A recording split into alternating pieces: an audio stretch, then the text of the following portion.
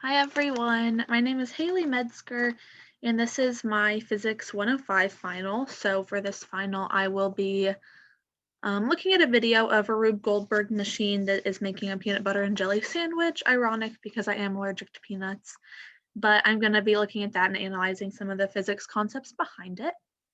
So I'll go ahead and share my screen and then we can get started. So the first example I'm going to be looking at is an example of energy, specifically kinetic energy and potential energy. And this is at about 7 seconds. And then we'll watch that.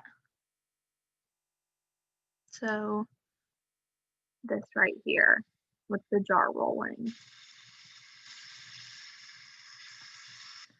Okay, so this first example shows rotational motion with a jar that is rolling down the incline without slipping. This jar starts at the top of the incline where it has gravitational potential energy because it is sitting at the top and it's not moving. It has like stored up energy that it hasn't used yet. And then as the jar begins to roll, the potential energy turns into both rotational kinetic energy and translational kinetic energy because the jar is in motion at that point and it's rolling. And you can use the work energy theorem here by looking at the change in height from the beginning of the incline to the end of the incline. And if you're taking friction into account in this example, that would take away from some of the mechanical energy because friction points in the opposite direction. So with the jar rolling down, friction would be pointing upwards. Okay, and now I'll move on to our next example, which is similar, but this time we'll be looking at the rotational motion aspect. So I'm going to go right here and we'll watch this next example. Okay, so it's the clock. So be paying attention to that. Okay, and the clock rolling demonstrates rolling without slipping, just like the jar did beforehand. And similar to the popcorn jar, the clock starts at the top of the incline where it has gravitational potential energy, which becomes both rotational and translational kinetic energy as the clock rolls down the incline. We can also note here that the velocity in the center of the clock, so right here, is equal to the rotational velocity around the outside of the clock. So even though they are in two different locations, the velocity at the center of mass is equal to the rotational velocity along the outside. Okay, moving on just a few seconds to about right here, we're going to be looking at forces. Okay, so pay attention to right here.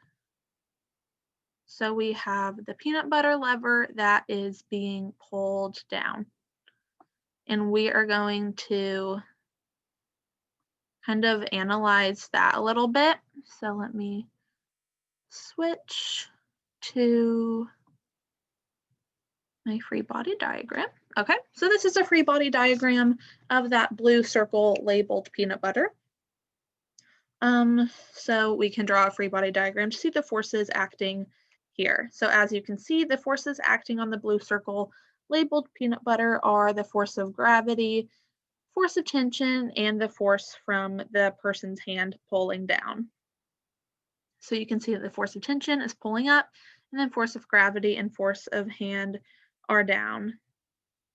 Because the downward forces are greater than the upward tension force, the blue circle moves downward, as you can see, but this is only after the hand begins to pull on it as well. So that is the force that kind of takes everything out of equilibrium. And before the force from the hand acted on the system, the object was in a state of equilibrium with an acceleration of 0 meters per second squared.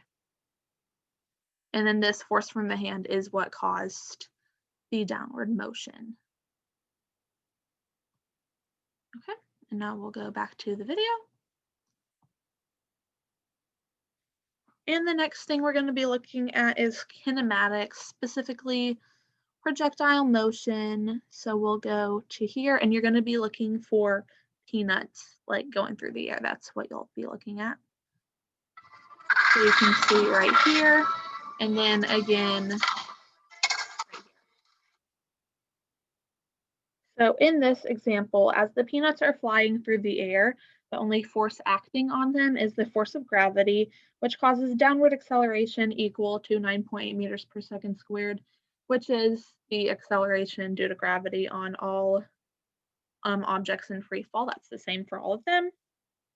And the peanuts are moving in 2 dimensions, which accounts for that parabolic path that you see them taking. So that's why everything in this system had to be set up specifically so it can reach the next object it's being aimed towards. And that is our example for kinematics and projectile motion. And then our last example is for momentum with an elastic collision. So we're going to jump forward a little bit here. Okay, try it here. So you're going to be looking at the light bulb and this ballot box. And there it is. I can watch it one more time.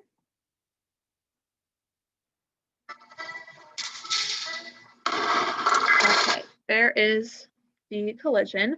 So in this example, we see an elastic collision between the light bulb and the ballot box, like I just stated.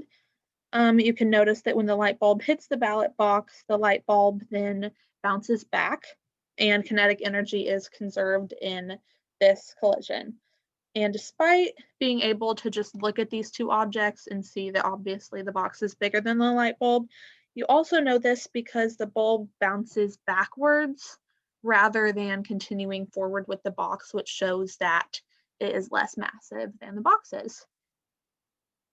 So that is my explanation of some physics concepts behind that video. Thank you so much.